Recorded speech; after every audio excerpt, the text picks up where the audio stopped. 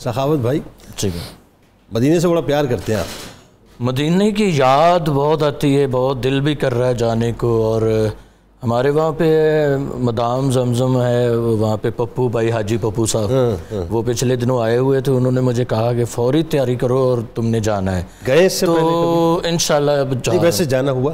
نہیں، ابھی نہیں ہوا، آج تک نہیں ہوا؟ نہیں ہوا. جب مدینہ پاک دیکھتے ہیں اسکرین پہ، جب گنبد خضرا نظر آتا ہے اور جب سرکار علیہ السلام کا روضہ مبارک نظر آتا ہے، کیا کیفیت ہوتی ہے اس وقت؟ جنید بھائی آپ، میں وہ کیفیت بیان نہیں کر سکتا جو اس وقت میری ہو رہی ہوتی ہے. یہ صرف اپنے اندر ہی اندر رکھتا ہوں اور میں جانتا ہوں اور میرے حضور صلی اللہ علیہ وسلم جانتے ہیں اور اللہ تعالیٰ. یہ گنبد خضرا نظر آ رہا ہے، جب اس گنبد خضرا پہ نگاہ پڑتی ہے، جب یہ صحن مبارک پہ نظر پڑتی ہے، تو دل کی کیفیت کیا ہوتی ہے کہ یا رسول اللہ اتنی عزت وقار مل گیا، اب بلا کیوں نہیں لیتے؟ اللہ بہت خواہش ابالے کھا رہی ہوتی ہے. ابالے ایک تو کبھی کبھی یہ ہونا شروع ہو جاتا ہے کہ میں ادھر کیوں نہیں پیدا ہوا کسی کے ہاں، اس گلیوں میں کیوں نہیں تھا، میں اس خاک میں سے کیوں نہیں ہوں. سبحان اللہ، جس خاک نے بوسے دیے میرے سرکار علیہ السلام کے، میں اس کا ذرہ کیوں نہیں بنا کہ آسمان گر تیرے تلووں کا نظارہ کرتا، روز ایک چاند تصدق میں اتارا کرتا، اور دھوم ذروں میں انس شمس کی پڑ جاتی ہے کہ جس طرف سے ہے گزر چاند ہمارا کرتا. تو وہ خواہش اتنا جنم لیتی، اتنی بڑھتی خواہش، شدید خواہش بڑھتی ہے. اور میرے پیارے ہیں جو وہ اپنے چاہنے والوں کے ہمیشہ ساتھ ہوتے ہیں. اللہ بے شک. اور مجھے بھی کبھی کبھی ایسا محسوس ہوا کئی بار کہ ان کا سایہ ہے، ان کا سایہ ہے، ان کی سایہ رحمت ہے، وہ ساتھ ہے ہمارے. تو انشاءاللہ میری یہ خواہش ضرور پوری ہوگی، انشاءاللہ ہوگی. بالکل بچوں کے ساتھ، اپنی بیگم کے ساتھ اور سب کے ساتھ میں جانا چاہتا ہوں. اچھا ایک عجیب تصور، اب چونکہ بات مدینے کی چل پڑی تو تھوڑی سی بات مدینے کی ہو جائے. ڈاکٹر صاحب پہلے آپ بتائیے، پھر اس کے بعد مفتی صاحب سے میں ذرا جی. میں تو سائے کی بات سے مجھے احمد ردیم قاسمی مرحوم کا ایک شعر یاد آ رہا ہے. لوگ کہتے ہیں کہ سایہ تیرے پیکر کا نہ تھا، میں تو کہتا ہوں جہاں بھر پہ ہے سایہ تیرا. ہاں، بے سایہ و سائبان عالم، یعنی وہ بے سایہ ہستی ہیں اور پورے عالم پر ان کا سائبان. مدینہ منورہ عاشقوں کے دلوں میں دھڑکتا. اللہ کرۂ ارض پر شاید ہی کوئی اور شہر ایسا ہو جس سے اتنی زیادہ محبت کی. اللہ اکبر.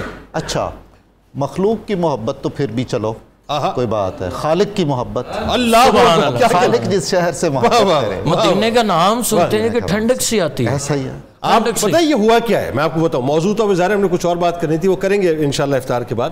اصل میں وہ مدینہ کر کے انہوں نے ایسا مدینہ کر دیا، تاریخ کر دیا، سب کا رخ جو ہے پھر حضور کی محبت ہے نا، وہ جنم لیتی ہے ان کے نام پہ، وہ بڑھتی ہے اور بڑھتی ہے. ایسے ہی. ہاں، میں ایران عراق گیا ہوں، کربلا زیارتیں کی میں نے ساری، اور میرے خیال میں اگر ادھر میری حاضری ہو جاتی ہے انشاءاللہ تو انشاءاللہ جو ہوگی، امید ہے پوری، تو میری دنیا مکمل ہو جائے گی. اللہ. جی ڈاکٹر صاحب کیا کہہ رہے ہیں؟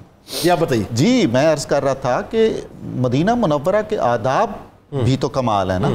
نفس گم کردہ می آیت جنید و بایزید، یعنی محبت اور عشق اور ارادت اور عقیدت وہ ساری تو اپنی جگہ پر، وہاں کے آداب بھی تو ہیں. اللہ.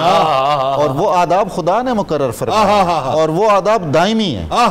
ان میں کوئی ایسا نہیں ہے کہ جی یہ اب منقطع ہو گیا اور اب یہ کینسل ہو گیا اور یہ منسوخ ہو گیا. نہ وہاں تو اونچی آواز گئی ہوئی اور عمر بھر کا اعمال حقارت ہو گئے. اعمال حقارت. لا تحبط اعمالکم. جی بالکل. انتحبط اعمالکم لا تشعرون. اچھا مفتی صاحب ذرا یہ بتائیے، اب مدینہ پاک کی بات ہو گئی، چند جملے ادب مدینہ کے حوالے سے، چند جملے. ایک تو میں بات سخاوت صاحب کی بات سے کریں تو کہا کاش میں مدینہ طیبہ میں پیدا ہو جائے، حضور کا قرب میسر آتا.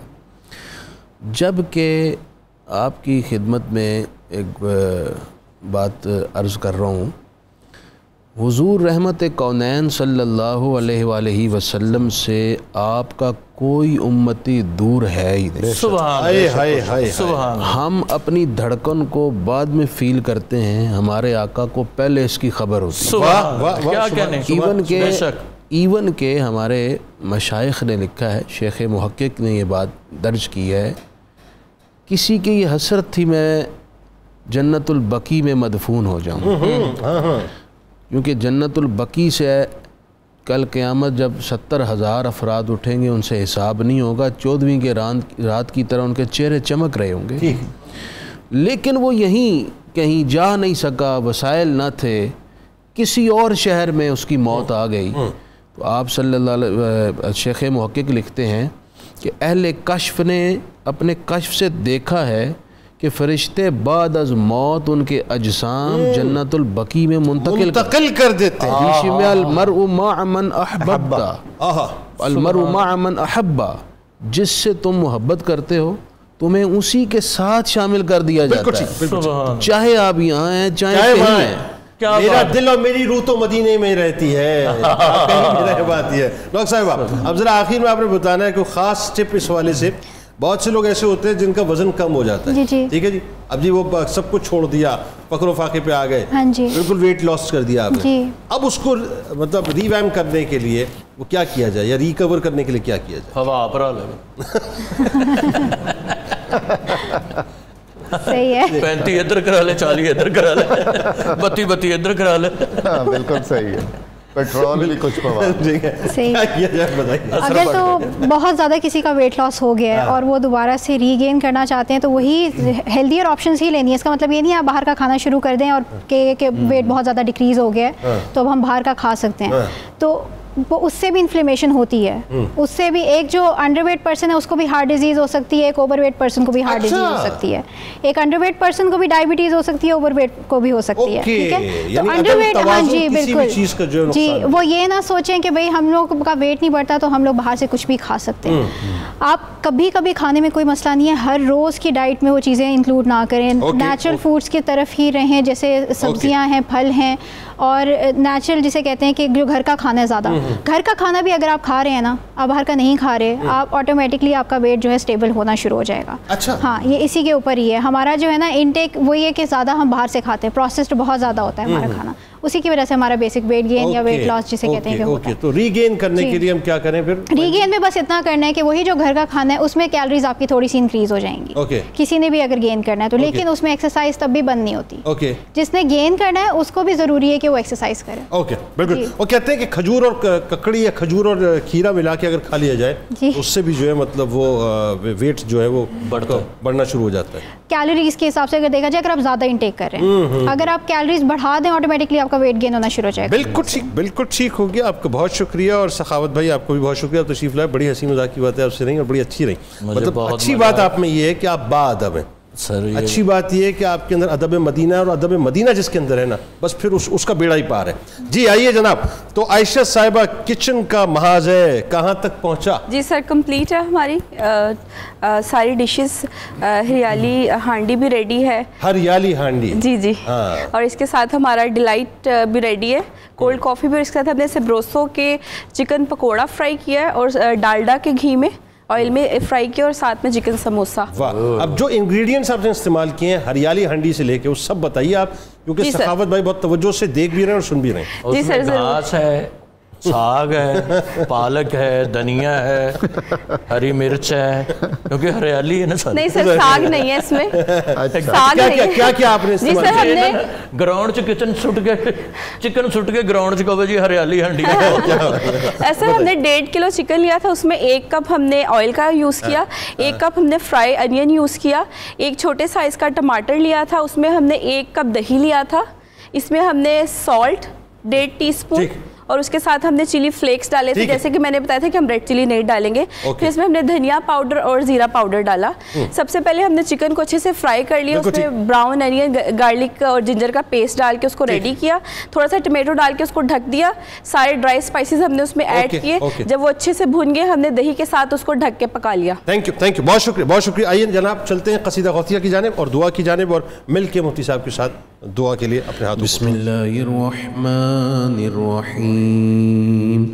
اللهم صل على سيدنا ومولانا محمد معدن الجود والكرم وآله وبارك وسلم یا شاہ جیلان یا شاہ جیلان یا شاہ جیلان یا شاہ جیلان سقانی الحب كاسات الوصال فقلت لخمرتي نحوي تعالي ساعت ومشت لنحوي في كؤوس فهمت بسكرتي بين الموالي فقلت لصائر الأقطاب لموا بحالي وادخلوا أنتم رجالي وهموا واشربوا وأنتم جنودي فساق القوم بالوافي ملالي شربتم فضلتي من بعد سكري ولا نلتم علوي واتصالي مقامكم العلا جمع ولكن مقامي فوقكم ما زال علي أنا في حضرة التقريب وحدي يصرفني وحسبي ذو الجلال أنا البازي واشهب كل شيخ ومن ذا في الرجال يعطي مثالي واطلعني على سر القديم وقلدني واعطاني سؤالي وولاني على الأقطاب جمعا فحكمي نافذ في كل حالي يا شاه جيلان يا شاه جيلان يا شاه جيلان يا شاه جيلان فلو ألقيت سري في بحار لسار الكل غورا في الزوال ولو ألقيت سري في جبال لدقت واختفت بين الرمال ولو ألقيت سري فوق نار لخمدت وانطفت من سر حالي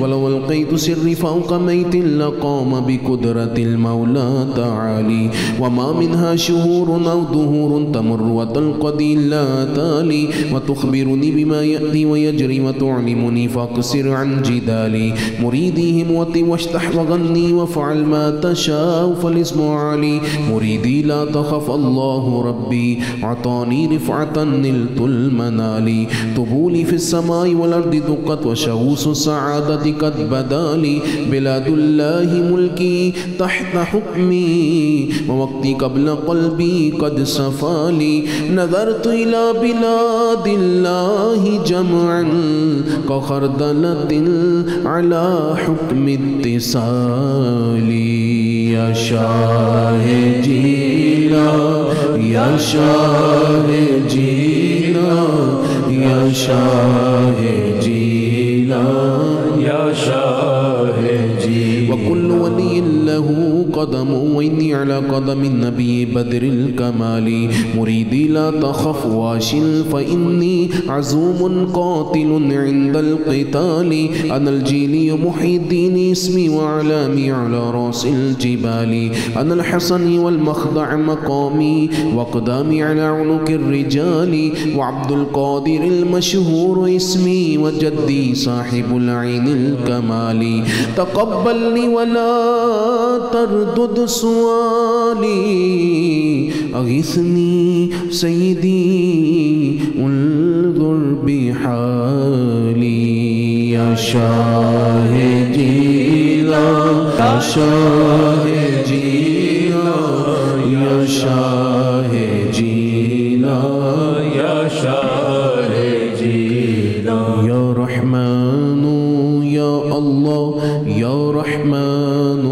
يا الله يا رحمن يا الله يا رزاق يا الله يا رزاق يا الله يا رزاق يا الله يا سلام يا الله يا سلام يا الله يا سلام يا الله يا حي يا قيوم يا حي يا قيوم يا حي يا قيوم يا مسبب الأسباب يا مسبب الأسباب يا مسبب الأسباب يا ذا الجلال والإكرام پروردگار عالم سب تعریفیں حمد تیرے لیے درود و سلام تیرے پیارے محبوب کی بارگاہ اقدس میں بوقت افطار قبولیت کی گھڑیاں تیرے حضور بخشش کی التجائیں۔ اے اللہ ہم تمام مسلمانوں کی سرکار دو جہاں صلی اللہ علیہ وسلم کی رحمت للعالمینی کے طفیل بخشش فرما، روزے داروں کے روزے قبول فرما۔ اے اللہ کریم ہماری پوری قوم کو نمازی بنا دے، اے اللہ ہمیں روزے دار بنا دے، ہمیں تلاوت قرآن مجید اور فہم قرآن کا شغف دے دے۔ اے اللہ تمام ناظرین اور ان کی فیملیز میں جو بیمار ہیں اور جس طرح کے امراض میں، تو ہی شفا دینے والا ہے۔ اے اللہ قبولیت کی ان گھڑیوں میں درخواست ہے سب بیماروں کو شفا دے دے، خصوصاً جو اپنے بچوں اور بچیوں کے لیے پریشان ہیں، اے اللہ ان کو نیک رشتے دے دے، جن کے رشتے ہو گئے ان کو شادیوں کے وسائل دے دے، جن کی شادیاں ہو گئی ان کو سسرال میں عزت دے دے، جو بیویاں شوہر کے زبان درازی اور سخت مزاجی سے تنگ ہیں انہیں شوہر کی طرف سے عزت نصیب کر دے، ان کے شوہروں کو ملائم کر دے، اور جو بیویاں شوہروں کی نافرمان ہیں انہیں فرما بردار بنا دے۔ اے اللہ ہمارے پاکستان کی خیر کر دے، جو سیاسی کشمکش ہے، ملک و قوم کا نقصان ہو رہا ہے، اے اللہ اس ملک کو سلامتی اور سالمیت دے دے، اس ملک کی زمین سے خزانے نکال دے، آسمان سے برکتیں اتار دے، ہمارے ملک کے تمام مکینوں کو رزق غیب سے نصیب فرما دے، پوری قوم کو محنتی بنا دے۔ اے اللہ ہر گھر میں، دسترخوان میں، کاروبار میں خیر اور برکتیں عطا فرما۔ وصلی اللہ تعالی علی حبیبہ سیدنا و مولانا محمد وعلی آلہ واصحابہ اجمعین۔ آمین آمین۔ ناظرین اکرام ہمارے ساتھ رہیں، بس یہ جا کے ہم لوٹ کے واپس آتے ہیں انشاءاللہ، اور پھر افطار کے بعد سلسلے کا آغاز کریں گے امانت اور دیانت کے حوالے سے، اور آپ کو بتلائیں گے کہ پاکستان کتنی عظیم ترین امانت ہے۔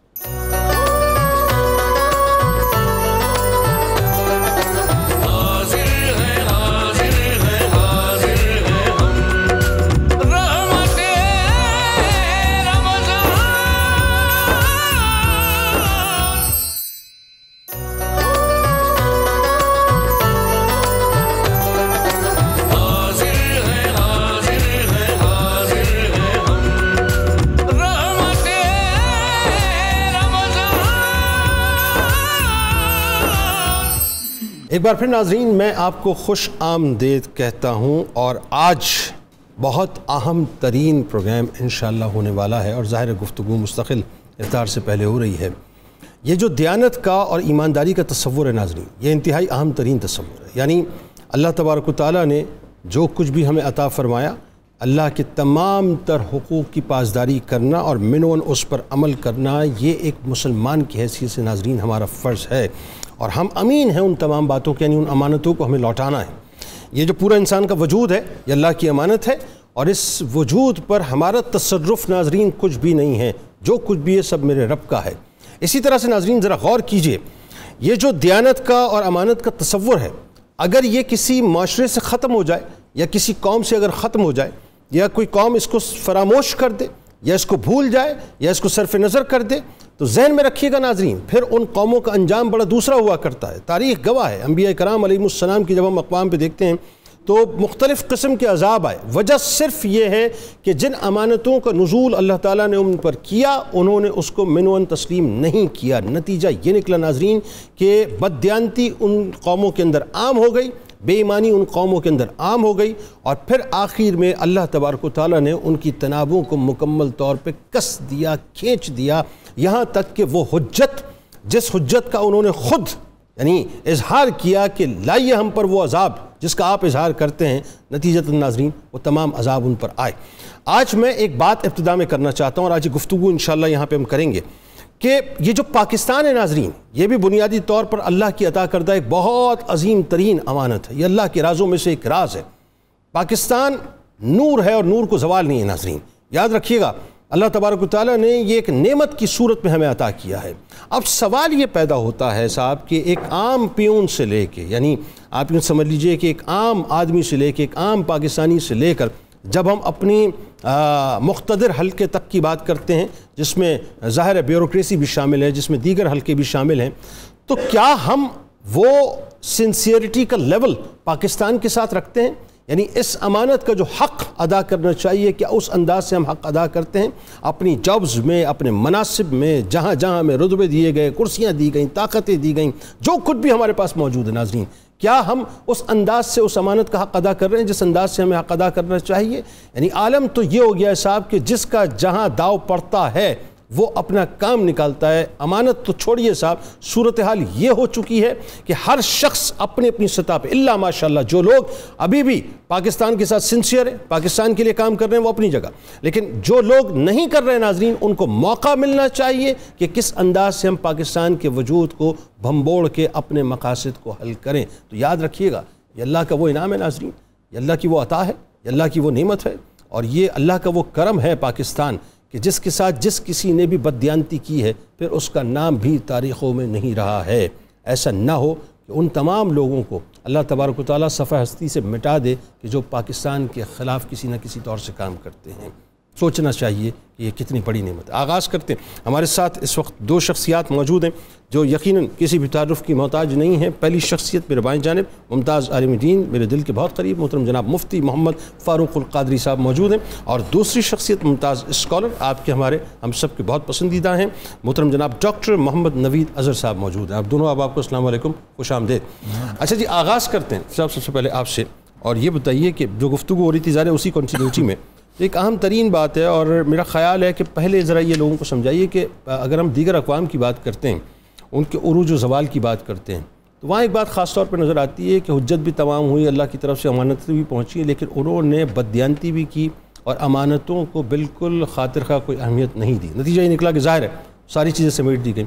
اس کے بعد انشاءاللہ میں ڈاکٹر صاحب سے پوچھوں گا کہ صحابہ کرام اور اولیاء کرام کا جو طرز عمل ہے تصوف کے حوالے سے خاص طور پہ کہ امانت اور دیانت کا کیا تصور ہے، لیکن پہلے ذرا آپ بتائیے پرانی اقوام کے حوالے سے۔ جنید بھائی، قرآن و سنت کا اور تاریخ انسانیت کا بغور مطالعہ کیا جائے تو یہ نتیجہ کشید ہوتا ہے کہ انبیاء کرام علیہم السلام نے قوموں کے پاس اللہ کی امانتیں پیش کی۔ ٹھیک، کسی نے اللہ کی امانت کا سرے سے انکار کیا، کسی نے قبول کر کے اس کا حق ادا نہ کیا، تو قانون الہی اور سنت الہی یہ ہے کہ اللہ تعالیٰ پھر ایسی ناشکری قوم کی آزادی، ان کی ترقی اور ان کا وجود تک چھین لیتا ہے۔ درست، اللہ نے چھینا۔ میں ایک مثال دوں،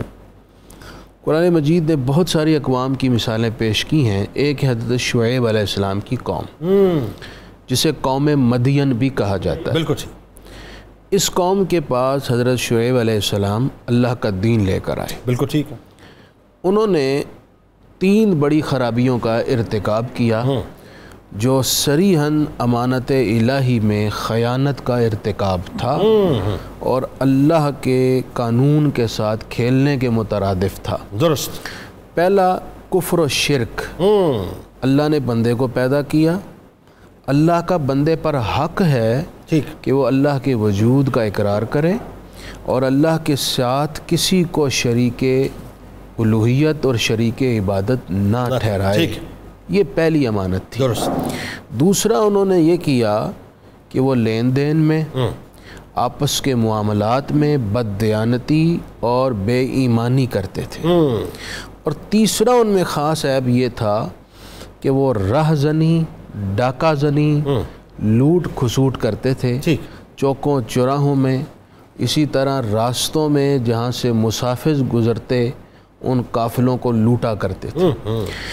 مدین ایک خوشگوار، خوشحال، سرسبز و شاداب خطہ تھا۔ ایسا ہی اللہ رب العزت نے ان کی ان 3 بددیانتیوں اور خیانتوں کی وجہ سے امانت الہی کی اہمیت کو نظر انداز کرنے کی وجہ سے ان پر سب سے پہلے یہ سزا مسلط کی کہ شدید قسم کی گرمی ان پر ڈال دی۔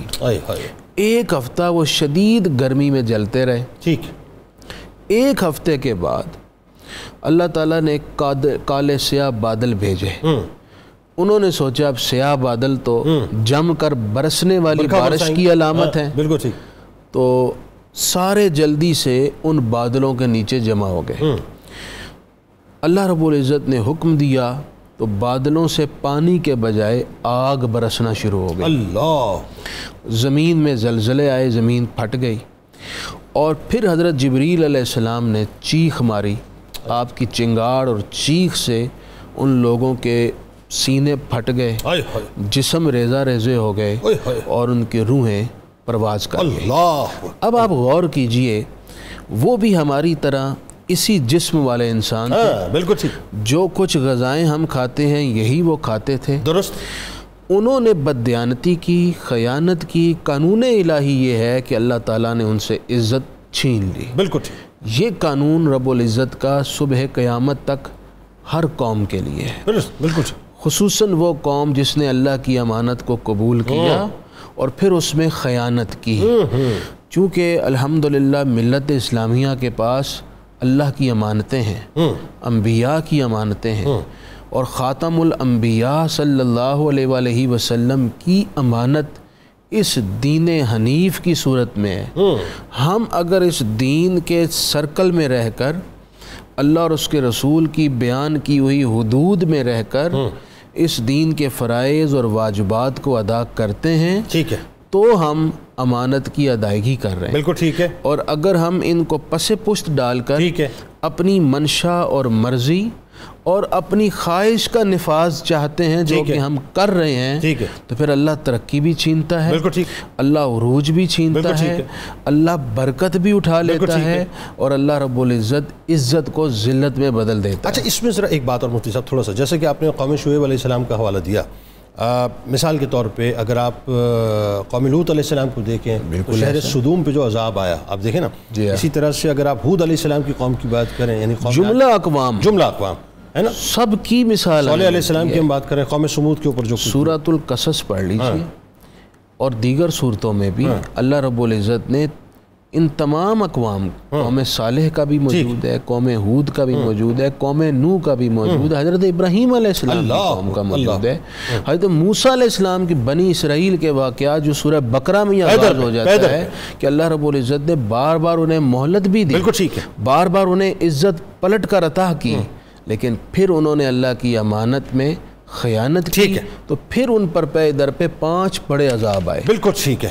اور فائنلی جو ہے پھر فرعون کو غرق کر دیا. یعنی بات یہ ہے کہ جو امانتیں اللہ نے اتاری اس میں جب خیانت کرنا شروع کی تو نتیجہ یہ نکلا. اس پہ میں اصل میں یہ مقدمہ ناظرین میں نے کیوں بنوایا ہے, آپ نے ہمارے ساتھ رہنا ہے. اس گفتگو کے بعد ایک گفتگو ہونی ہے پاکستان کی, جو اللہ کے رازوں میں سے ایک راز ہے, جس کے ساتھ ہم بددیانتی کر رہے ہیں, ہم یہاں پر جو بے ایمانیاں کر رہے ہیں, اس پہ بھی انشاءاللہ آگے چل کے گفتگو ہونی ہے. لیکن ڈاکٹر صاحب اس سے پہلے بھی بتائیے, تصوف کی دنیا میں جب ہم بات کرتے ہیں, جو دیانت کا, امانت کا تصور ہے, اس میں آپ نے گفتگو کرنی ہے, اور آپ چاہیں تو آپ کی صحابدید کہ صحابہ کرام رضوان اللہ تعالیٰ علیہ مجمعین کے ادوار میں جو ہمیں دیانت کا, امانت کا ایک بڑا واضح تصور ملتا ہے, بتائیے ذرا. بہت شکریہ مفتی صاحب نے جس طرف توجہ دلائی ہے. اقوام معذبین پر جو عذاب آئے, اس کے بعد اللہ تعالیٰ نے کفار مکہ کو ان کی مثالیں دے کر جھنجھوڑا. بالکل ٹھیک. اور فرمایا کہ تم جب تجارتی قافلے لے کر ان بستیوں کے پاس سے گزرتے ہو, جو بستیاں قوم نوح کی ہیں, جو بستیاں قوم عاد کی ہیں, جو بستیاں قوم صالح کی ہیں, جو بستیاں قوم لوط کی ہیں, جو بستیاں قوم شعیب کی ہیں, تو تم ذرا دیر کے لیے رک کر ان کے انجام پر غور کیا کرو. اور قوم عاد کا جب ذکر کیا تو اس کے عذاب کے نتائج اور عواقب یاد کرا کے ان کو جھنجھوڑا. 200 فٹ کے میکسیمم لوگ آپ اندازہ کی, اور فرمایا کہ وہ جو قوم تھی تم سے کہیں زیادہ طاقتور تھی, پہاڑوں کو چیر کے گھر بناتی تھی, پہاڑوں کو کاٹ کے چٹانیں اٹھا لیتی تھی, ایسے ہی. لیکن جب عذاب آیا تو ان کی حالت بیان کی, کَأَعْجَازُ نَخْلٍ خَاوِیَةٍ, اس طرح مرے پڑے تھے کہ جس طرح کھجور کے لمبے تڑنگے کھوکھلے درخت بے جان ہو کر گر پڑتے ہیں اور بوسیدہ ہو جاتے ہیں, اس طرح وہ زمین پر گر پڑے. ایک کھجور کا جو درخت ہوتا ہے وہ ڈاکٹر صاحب تقریباً 65 سے 70 فیٹس کا ہوتا ہے مفتی صاحب, میں نے اندازہ کیا ہے. یعنی یہ منیمم ان کی جو ہے ہائٹ تھی جس کو قرآن نے ایڈریس کیا ہے. جی ہاں. اور ان کا کام یہ تھا کہ وہ بہت لمبے لمبے ستون اور عمارتیں بناتے تھے. تو اتنی طاقتور قوم کو اللہ تعالیٰ نے چشم زدن میں تباہ و برباد کر دیا اور کفار مکہ کو جھنجھوڑا، اور حضور صلی اللہ علیہ وسلم کی امت میں پیدا ہونے والے منکرین، ملحدین، مرتدین، کفار کو جھنجھوڑا، اور فرمایا کہ تم تو ان کے سامنے کوئی چیز ہی نہیں، اگر تم دین کی مخالفت کرو گے تو تمہارا کیا انجام ہوگا؟ قرآن مجید میں ہے ان الذین یحادون اللہ ورسولہ کبتوا کما کبت الذین من قبلہم، بے شک وہ لوگ جو اللہ اور اس کے رسول کی مخالفت کرتے ہیں اسی طرح ذلیل کیے جائیں گے جس طرح ان سے پہلے مخالفت کرنے والے ذلیل کیے گئے ہیں، ذلیل کیے جا چکے ہیں، جھنجھوڑا۔ اور فرمایا کہ ایک امانت یہ دین ہے، ایک امانت اسلام ہے، ایک امانت میرے انبیاء ہیں جن کو میں نے تمہاری طرف بھیجا، ان کا ناموس ہے، ان کی محبت ہے، ان کی تم نے حفاظت کرنی ہے۔ اور فرمایا کہ وہ لوگ جو میری آیات کا انکار کرتے ہیں اور میری وحی کے سامنے اپنی عقل کو بڑا سمجھتے ہیں، ان کے پاس اگر تم بیٹھو تو تم بھی ان جیسے ہو جاؤ گے۔ قرآن مجید میں منع کیا گیا ان لوگوں کی سوسائٹی اختیار کرنے سے بھی۔ اور آیت ربانیہ وَإِذَا رَأَيْتَ الَّذِينَ يَخُوضُونَ فِي آيَاتِنَا فَأَعْرِضْ عَنْهُمْ، جب تو ان لوگوں کو دیکھے کہ جو میری آیات کے بارے میں بےہودہ گفتگو کرتے ہیں تو ان سے کنارہ گیر ہو جا۔ اور آگے فرمایا فَلَا تَقْعُدْ بَعْدَ الذِّكْرَىٰ مَعَ الْقَوْمِ الظَّالِمِينَ، اگر شیطان تجھے بھلا دے تو یاد آنے کے بعد تو ظالم قوم کے پاس مت بیٹھ۔ یعنی ان کی سوسائٹی اختیار کرنے سے بھی منع کر دیا، کیوں؟ کہ وہ امانت الہیہ میں خیانت کا ارتکاب کر رہے ہیں۔ اللہ تعالیٰ نے جو امانت انبیاء کے ذریعے انسان پر نازل کی ہے وہ بالکل اس کو سمجھنے سے قاصر ہیں، درست، جبکہ اللہ تعالیٰ نے ان کو عقل دیا ہے، شعور دیا ہے، سمجھ بوجھ دی ہے، لیکن وہ اس کا انکار کر رہے ہیں۔ درست۔ قرآن مجید میں امانت کا لفظ جو ہے نا وہ بڑے وسیع و عریض معانی میں استعمال ہوا ہے۔ درست۔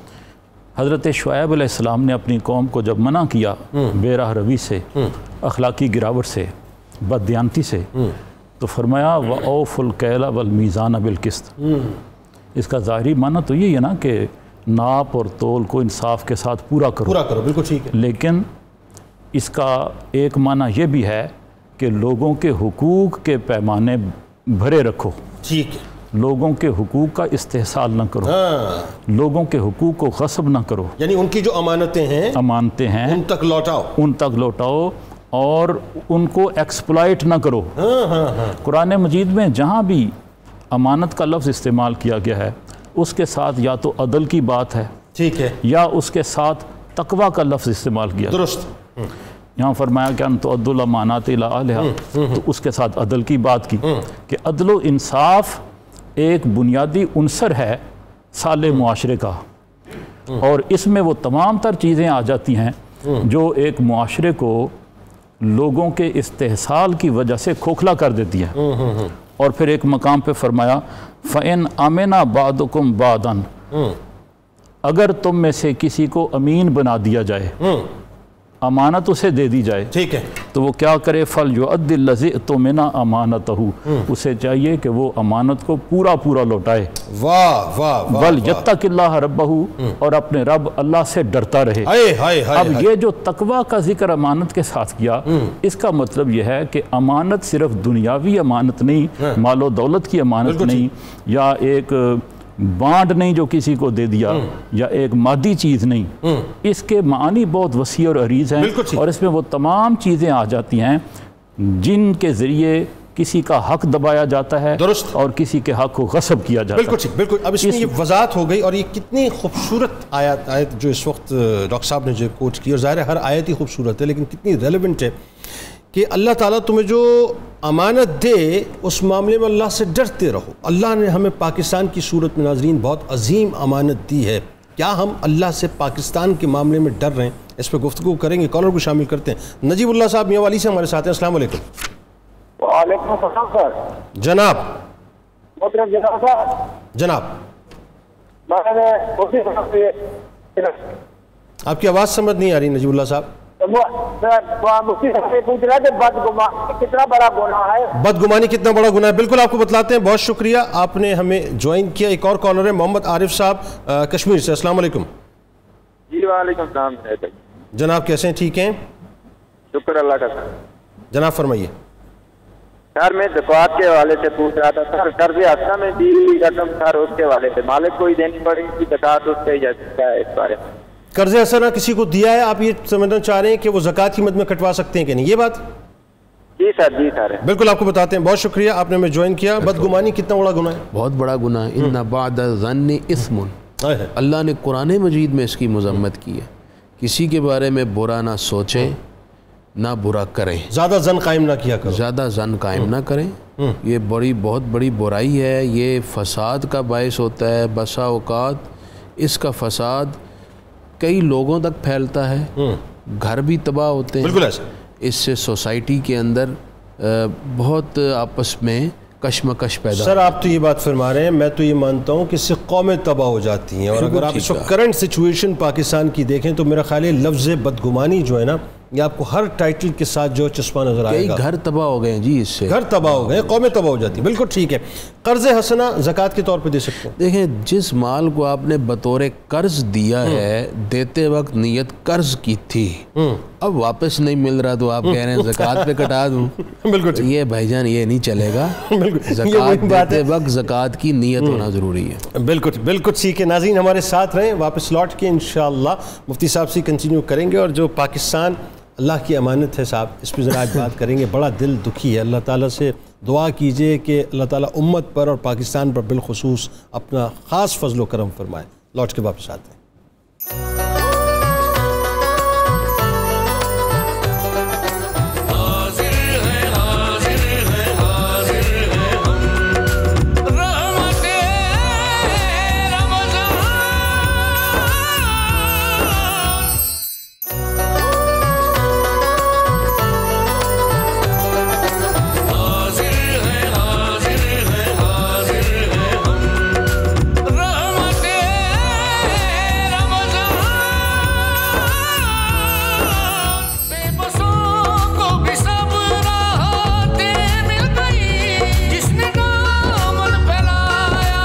ایک بار پھر ناظرین میں آپ کو خوش آمدید کہتا ہوں. رحمت رمضان کی خصوصی براہ راست نشریات میں افطار کے موقع پہ اور بات ہو رہی ہے دیانتداری اور امانتداری کے حوالے سے.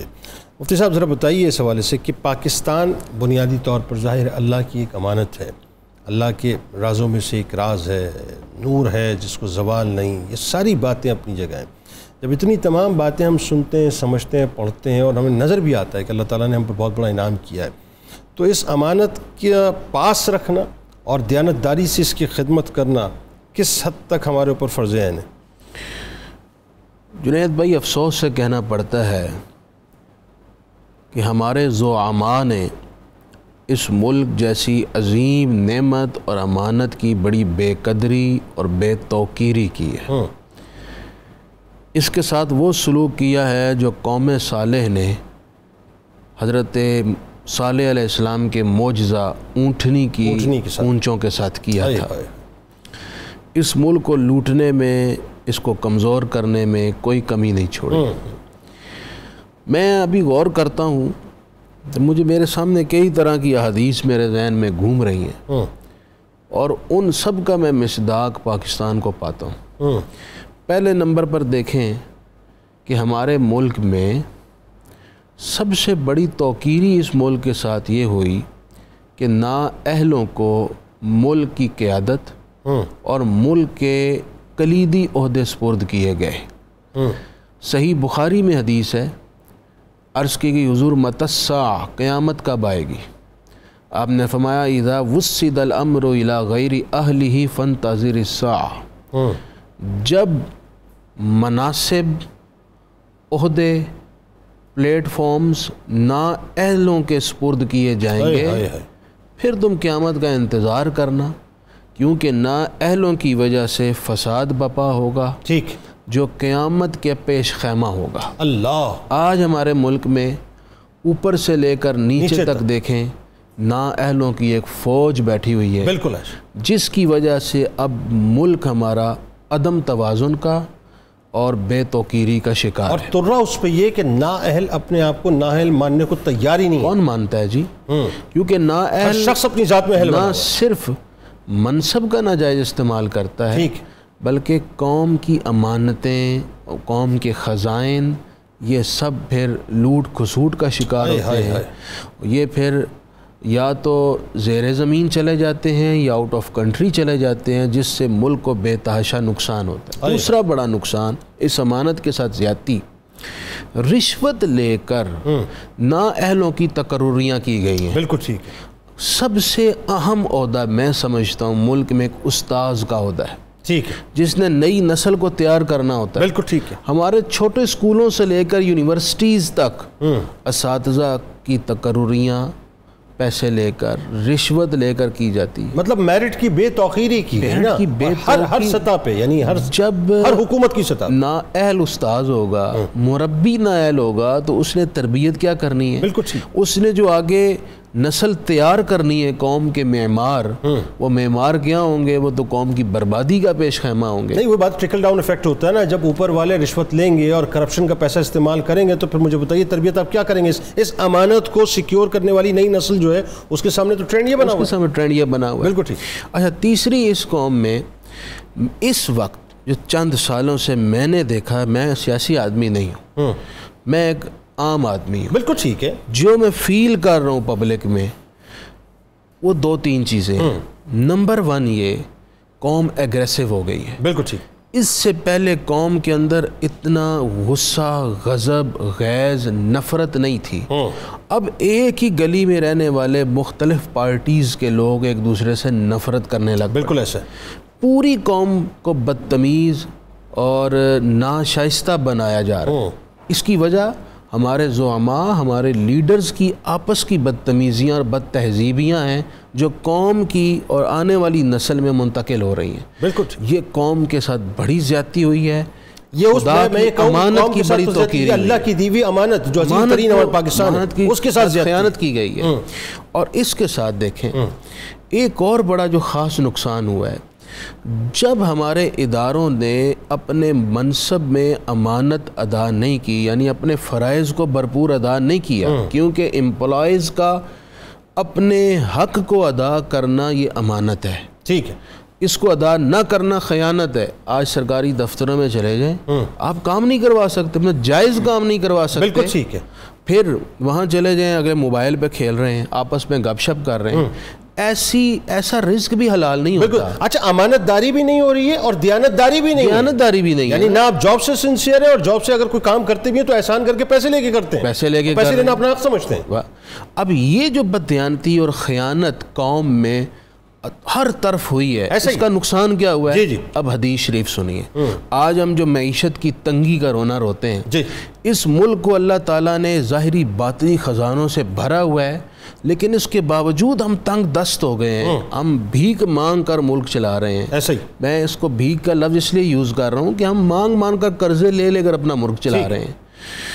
الحمدللہ ہم بیکاری قوم نہیں ہیں، ہم بڑے خوددار لوگ ہیں الحمدللہ. لیکن اب ہمیں آٹومیٹیکلی غیر شعوری طور پر اس طرف لے جایا جا رہا ہے. لیکن سر بات یہ پریکٹیکل، مطلب بی پریکٹیکل بات یہ ٹھیک ہے، ہم بھکاری قوم نہیں ہیں، بات درست ہے آپ کی. لفظ بھکاری پہ ایک الگ ڈیبیٹ ہے بہرحال. تو لیکن وہی بات ہے نا کہ بیگرز کی ناٹ بی اے چوزرز، یہ جو جملہ ہمیں کہا جاتا ہے اس کی وجہ یہ ہے نا کہ پچھلے مطلب کئی دہائیوں سے ہم اسی طرح غلام در غلام چلے آ رہے ہیں. ہم پچھلے مطلب باہر کے پیسے پہ پل رہے ہیں. اچھا، اب جب یہ بددیانتی اور خیانت پوری قوم میں رچ بس گئی، ایک ریڑھی والے سے لے کر قوم کے لیڈرز تک، اس کا نقصان کیا ہوا؟ زبان رسالت سے سنیں. بالکل ٹھیک. آپ صلی اللہ علیہ وسلم نے ارشاد فرمایا، الامانت تجلب الرزق والخیانت تجلب الفقر. آپ نے فرمایا امانت داری سے، امانتوں کا خیال رکھنے سے اللہ رزق میں برکت دیتا ہے. واہ واہ. جس قوم کے اندر خیانت آ جائے، اللہ وہاں پر فقر پیدا کرتا ہے اور برکت رزق کی اٹھا لیتا ہے. بالکل ٹھیک ہے، بالکل ٹھیک. اب اچھا، یہ وہ قانون الہی ہے جو مسلمان کے ساتھ مختص نہیں ہے. اگر غیر مسلم بھی امانت دار ہے، اللہ تعالیٰ اس کو نوازے گا. بالکل ٹھیک ہے. لیکن وہ رحمان ہے نا، وہ رحمان ہے. بالکل ٹھیک ہے. ناظرین کرام، بلکہ وہ قہار بھی ہے، یہ خیال رکھیے گا. اگر وہ رحمان ہے تو وہ قہار بھی ہے اور وہ جبار بھی ہے. ہمارے ساتھ نادر صاحب ہیں راولپنڈی سے. السلام. مسز نادر صاحبہ راولپنڈی سے، السلام علیکم. جی وعلیکم السلام.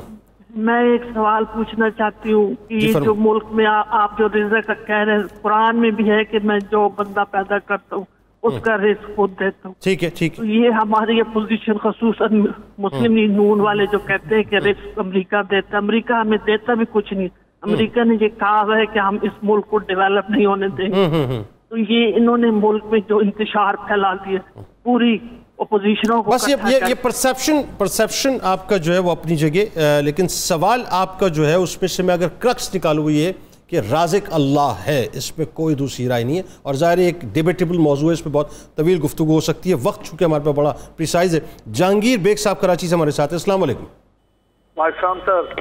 جناب سر آج یہ کر رہا تھا کہ جیسے ہمارا پاکستان جو بنا تھا ہمارا سن، اور جب اس کا مطلب کیا لا الہ الا اللہ، سیاسی عزم اتنا آگے آ گیا کہ اس نے کرپشن کر کے پاکستان کا بیڑا غرق کر دیا.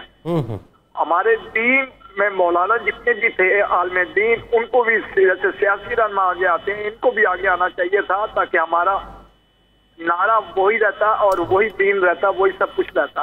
بہت اچھی بات ہے کہ پاکستان کا مطلب کیا لا الہ الا اللہ محمد رسول اللہ صلی اللہ علیہ وسلم، اس اپروچ کو ہی ابھارنے کی ضرورت ہے. بالکل ٹھیک ہے. میرا خیال ہے اس پہ آپ کامنٹ کر دیجئے ڈاکٹر صاحب. اور پھر جو آپ کا بات آپ کر رہے تھے صوفیہ کرام کے حوالے سے کہ امانت داری کا اور دیانتداری کا صوفیزم میں جو تصور ہے، لیکن پاکستان کا مطلب کیا لا الہ الا اللہ محمد رسول اللہ صلی اللہ علیہ وسلم، اس پہ کامنٹ کر دیجئے. یا پاکستان تو بنا ہی اس نظریے پر تھا، اور جن لوگوں نے پاکستان بنایا تھا وہ بتائیں گے نا کہ انہوں نے کس مقصد کے لیے پاکستان بنایا تھا. ٹھیک ہے. جن لوگوں نے پاکستان کو تباہ کیا وہ تو نہیں بتائیں گے کہ پاکستان کس نظریے پر بنا. درست 100%.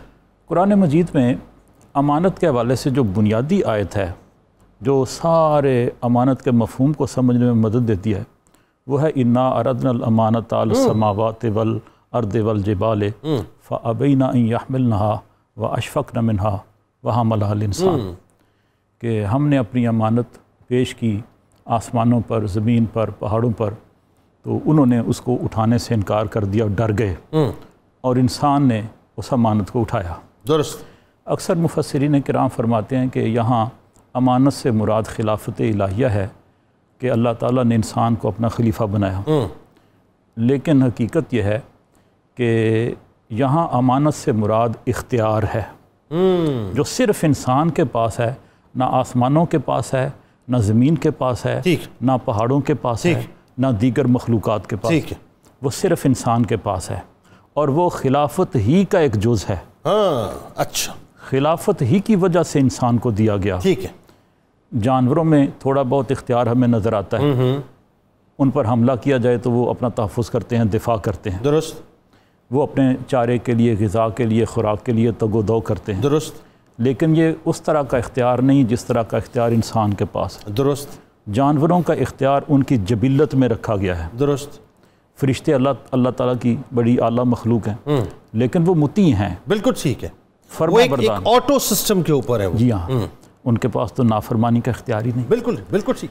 انسان کو اختیار دیا اور ساتھ ہی اس پر شریعت کے قوانین نافذ کر دیے. درست. وہ کس لیے کہ اختیار ہے. انبیاء کو نازل کر کے شریعت کا نفاذ اس پر کیا. درست. کہ انسان ملک کا حکمران بن کر بیٹھا ہوا اس کے پاس اختیار ہے.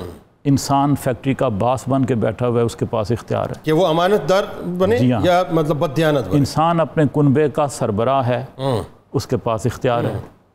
اب یہ اختیار مطلق اختیار نہیں ہے. یہ اختیار جو ہے یہ اصل میں ایک آزمائش ہے، اور اصل اختیار تو احکم الحاکمین کے پاس ہے. ان الحکم الا للہ. مطلق اختیار صرف اللہ تعالیٰ کے پاس. کیا کہنے. یہ انسان جو ہے اگر اپنے اختیار کو اس طرح استعمال کرے کہ احکم الحاکمین کے اختیار کی خلاف ورزی ہو تو یہ اس کے مقام عبودیت کے منافی ہے، اس کی بندگی کے مقام کے منافی ہے. اور اس پر اللہ تعالیٰ نے بڑی سخت سزا رکھی ہوئی ہے. وہ دنیا میں بھی نظر آ جاتی ہے اور آخرت میں تو ہے ہی. بالکل ٹھیک.